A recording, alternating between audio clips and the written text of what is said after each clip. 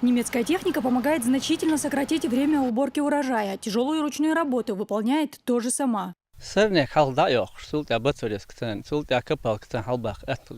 Аграрии говорят, что одной такой машины пока достаточно, чтобы собрать урожай с 13 гектаров земли. В прошлом году в этом хозяйстве высадили пробную партию лука. Результатом остались довольны. Только с 1 гектара фермеры собрали свыше 40 тонн овощей. После того, как проедет машина-копалка, наступает черед ручной работы. Для этого фермеры привлекают рабочих из Горогорска.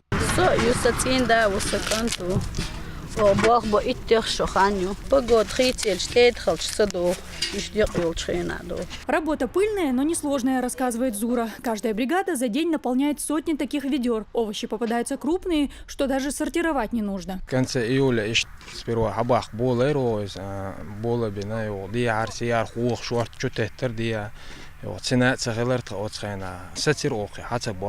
Цену на этот овощ этим летом диктовали астраханский и ставропольский лук. Поэтому в битву за рынок аграрии решили пока не ввязываться. Весь собранный урожай до наступления Нового года будет храниться на складе. А уже с первыми заморозками, когда привозные овощи потеряют товарный вид, местный лук появится на прилавках магазинов. Дагмара Касаева, Амир Тагаев и Дани Хавхаров. Новости.